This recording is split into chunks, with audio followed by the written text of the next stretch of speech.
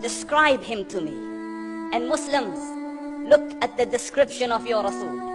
And for some, this would be the first time you hear what your Prophet looked like. I saw a man of striking appearance. ظاهر الوضاء أبلج الوجه, radiant face, حسن الخلق, beautifully created. لم تعبه السجلة, his belly wasn't protruding.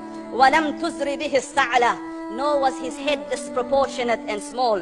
وسيم قسيم, proportionate and delicate, finely made, a specimen of a creation. في عينيه دعج, in his eyes there was a contrast. The dark was immensely dark, the white was excessively white. وفي أشفاره وطف, and his eyelashes were long. وفي صوته صهل, and in his voice was a natural echo. وفي عنقه سطع, and his neck was elegantly long. وفي لحيته كثافة, his beard was full and thick. أزج أقرن, his eyebrows were arched, but they were not joined, it was separated. In summit فعليه الوقار, when he was silent, dignity covered him.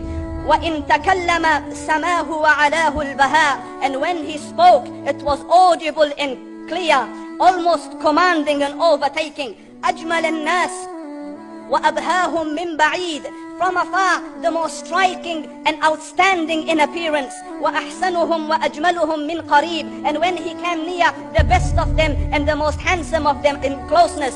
حلو المنطق, such an exalted and sweet level of logic. Like when he used to speak, it was so coherently logical, it was smooth and easy to understand. فصل لا نزر ولا هزر, he was to the point, not excessive, not too short. كأن منطقه خرزات نظم يتحدرن, his logic, his utterances, his words were like jewels coming out of a necklace, calculated, polished, one after the other, it would flow magically. ربعة, he was medium in height, your eye didn't have to strain to look up at him, nor was it tedious to look down at him, he was a comfortable sight to look at. له رفقاء يحفون به, he had friends, the people that were with him, they were working around him to try to serve and protect him. إن قال سمعوا لقوله, when he used to say something, they used to hearken to what he used to say. وإن أمر تبادروا إلى أمره, when he commanded, they used to compete to fulfill the command. This is Muhammad Rasulullah. This is Muhammad Rasulullah. Anas ibn Malik says, he says, I came out one night,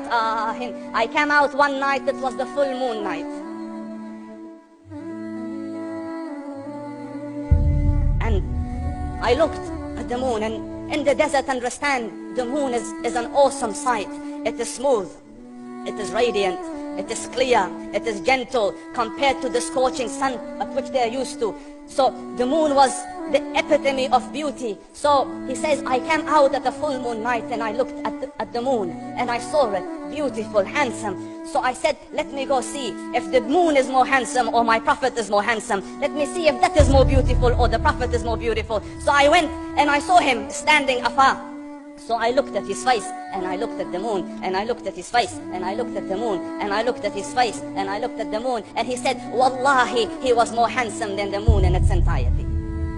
That is just the look of your Rasul. Aisha radiallahu anha says, I was sewing with the needle, my needle dropped in the dark, I couldn't find it. I said, Ya Rasul, I can't find it. He moved his face close, and I swear, out of the radiance of his face, I found my needle.